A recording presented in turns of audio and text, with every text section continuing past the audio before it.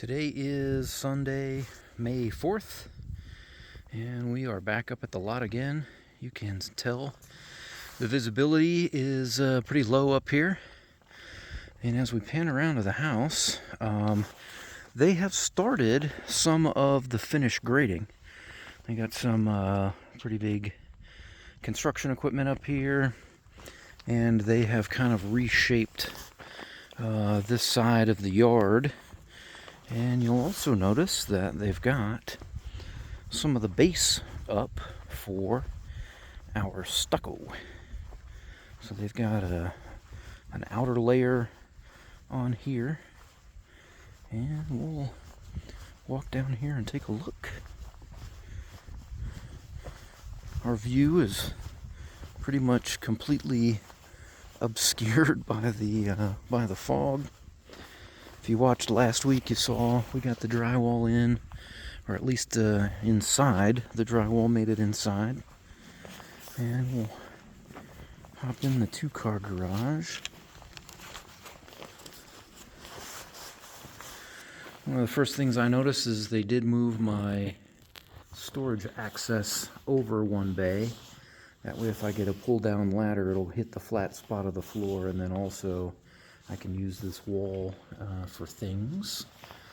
So, Mom and I were talking on the phone earlier this week, and she was not really sure what the water softener or water filter loop looked like, and this is it. So, basically, all of the water that comes into the house over in the single-car garage, the entire water main, after it breaks off from the fire sprinkler system, comes through this loop. And so basically what that allows you to do, you've got a kind of single point of entry for all the water for the house.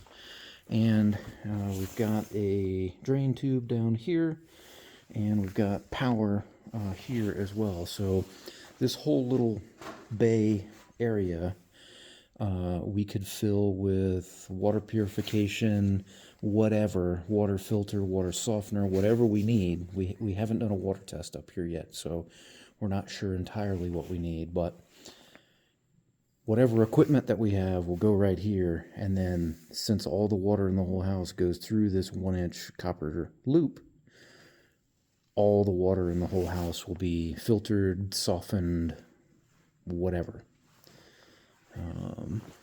Here's our little, I don't know, cubby bump out area. The water heater is going to go in there. One of the things that I like about the water heater going in there kind of out of the way is California will make you put cement bollards in front of water heaters if they're in the garage, which wastes a whole bunch more space. So this way, not only do we get away from putting the bollards in, it also lets the water heater stay out here. And this water heater is a heat pump water heater. So it's not going to necessarily air condition the garage, but it's going to take a lot of the heat out of this garage and put it in our water for the water heater. So that's kind of one of the, I don't know, one of the reasons I wanted to leave it in the garage, is to be able to use some of that heat. So we're walking in. Here is the laundry room. Looking at this, our washer and dryer is going to go on this side. Obviously, we've got some plugs over here for stick vacs or other, hanging things that needed to charge.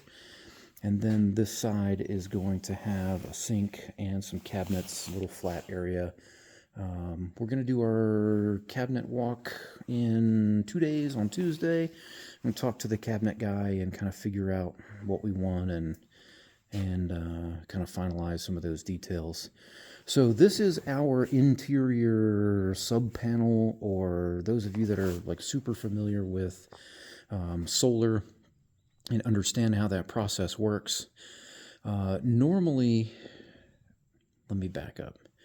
In California, people normally will have their solar system, and if it is a grid-tied backup system, they will generally have some batteries or some sub-panel of the critical loads or critical loads panel that they want to have powered when the power goes off. We have spec'd this system so large that our time of use plan that we will be forced to be on with Southern California Edison, our peak time periods, 1 kilowatt of electricity is like 64 cents. So what we have opted to do is we have built a system where there is no critical loads panel. The entire load of the home is a critical load. So we'll see it when we go outside, but we've got 20 kilowatts of batteries that are going to hang on the outside of the house. And essentially a few minutes before the power rates increase for peak period, the entire house is going to fail over to those batteries and run off of batteries for the entire time that the home's on the peak of 64 cents.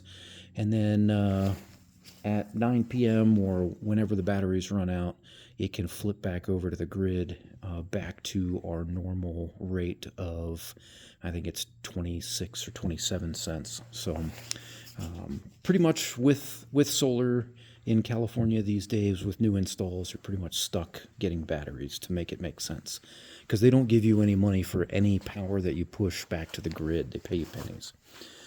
Here's the data center. Looks like everything in here is as advertised, good to go. I've done some measurements on how much space that I have in here. My rack that I have now is adjustable, so I will bring it in a little bit to give me a little more space in here. But I think this is coming together pretty much exactly as advertised. We got a can light in the top there. I'll switch to the can light. Here is our bar area. There's going to be a little fridge down in this bottom. So we've got a power plug for that.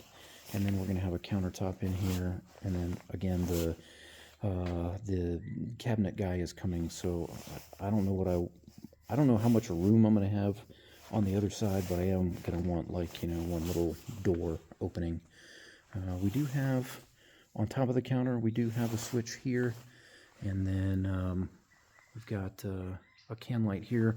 I'll probably put, some cool, I don't know, marine flying stuff over the bar area. Seems pretty fitting, I guess. Here is a powder room, half bath, whatever. It's basically just going to be a toilet and a sink. And that all looks in order. Got a medicine cabinet in here. We've got our vanity. And then in here we'll also have fart fan and the like, typical bathroom. We had them put these arches in. There's a couple of arches. You might have seen those in a previous video, but I don't know, I like them. Here is kind of a coat closet right by. This is essentially an exterior door out to our single car garage. And here is the single car garage. Our daily driver will probably go in here. We are going to have it's not wired now, but the EV outlet is going to be over there, because we'll probably get ourselves a EV in the near future. I know Emily, she had a garage door that went into her pantry, and I know Dad had recommended something like that for us. It's just not feasible in California. All of our walls, all of our exterior walls, all have to be rated 1 hour for fire. So they treat all of the kind of punctures from the living space into the garage as exterior. So you'll see our exterior walls are all 2x6s, and then we'll have enough fire on the other side of that. And you can only have so many holes from your living space into your garage, and I think the number is 1. So for us, our daily driver is going to be here, and the pantry is way over there anyways. So it's doesn't really make sense.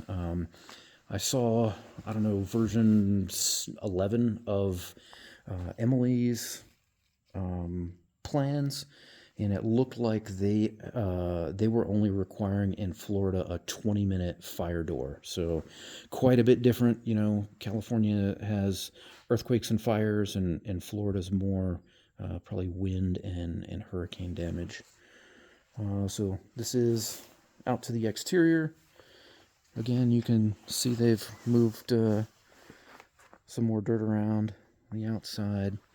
We are going to put a garage fridge in this corner, and then the fridge will have power as well as ice maker, so I don't have to come all the way inside to get ice and to get water.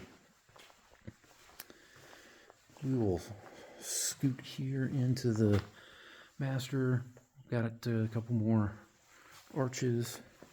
Here's the master bedroom. Nothing too big. There's no big changes in here. Feels a little bit different, obviously, because we've got all the exterior siding on, and we've kind of closed things up quite a bit. So it's really kind of given us a more real feel on the size of the rooms and whatnot. Took a ton of photos so far in here where all the piping and the wiring and stuff goes. I know that saved us when we were in Oak Alley and we're trying to do some upgrades later. We knew where the studs were. We knew where, you know, stuff like this. You've got a sewage vent that comes up through the middle here. It's easy to go back and pull up some videos and see where stuff is to be able to make good decisions on cutting holes before you tear out a bunch of drywall. So the master shower, they've got some bracing down there in the bottom for the shower pan that's yet to come. A linen closet here, and then our master walk-in closet. We've got a couple of can lights there on the roof. Bring some light in here.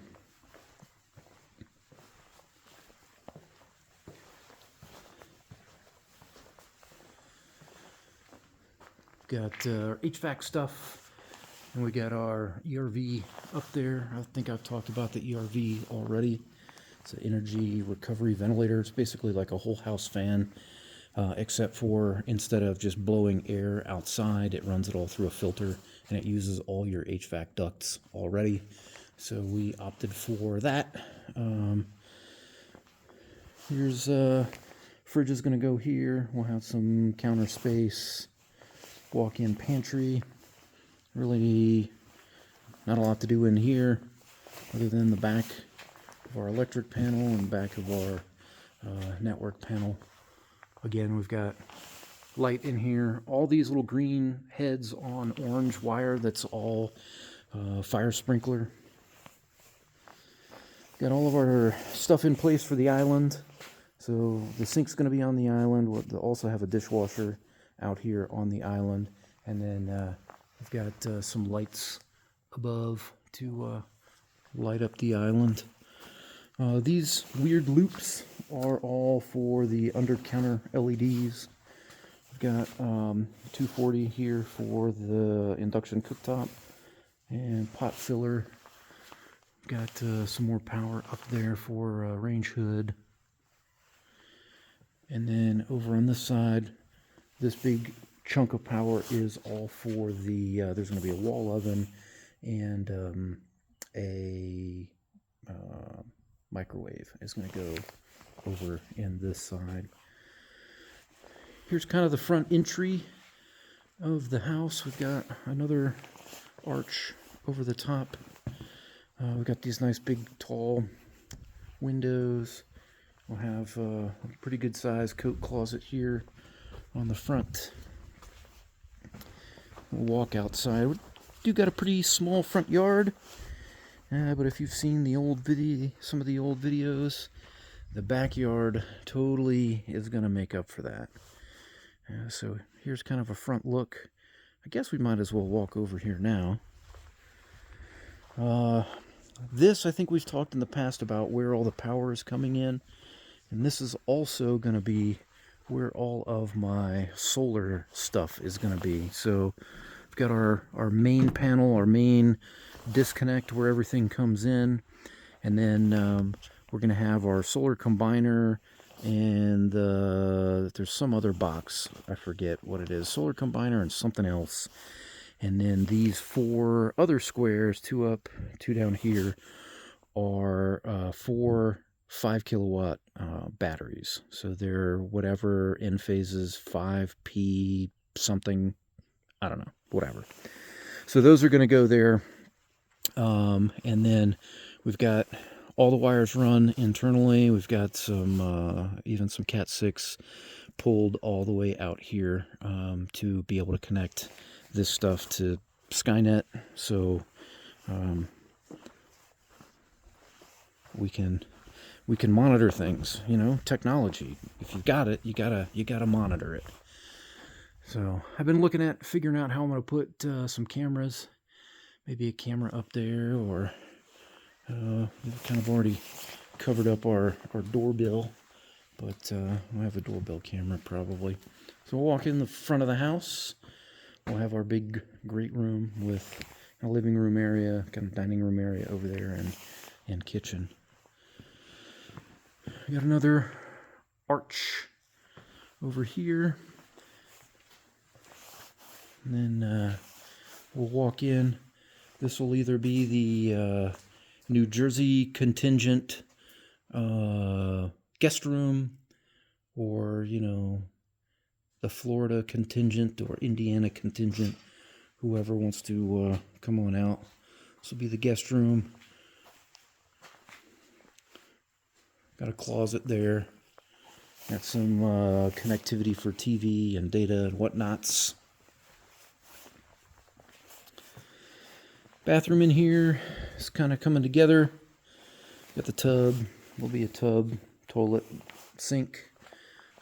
So this will kind of be the guest bathroom area. Got can light over the tub. Amy and I did that in Oak Alley. We did it ourselves after the fact, and it was just easier to do it now when everything's kind of already pulled open. Here's another kind of storage closet, whatever. This, whatever we want to throw in there. And here is the Nerd Lab coming together with the walls up. Walk-in closet for Nerd Labby related things. Got a can light in here as well. And then I've got network drops here and network drops over on the other side. So I think this stuff over here is going to be my computer, and then whatever, and then maybe have some 3D printers over there.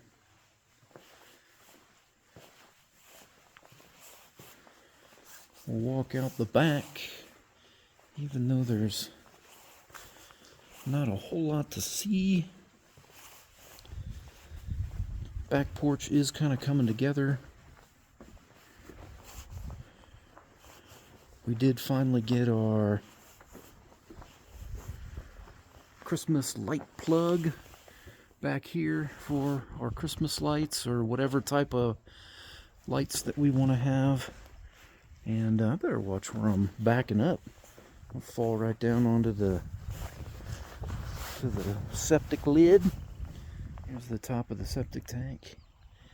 And then we're going to have some lighting just across the back of the house here. Kind of made this backyard a little bit wider with moving around of the septic stuff.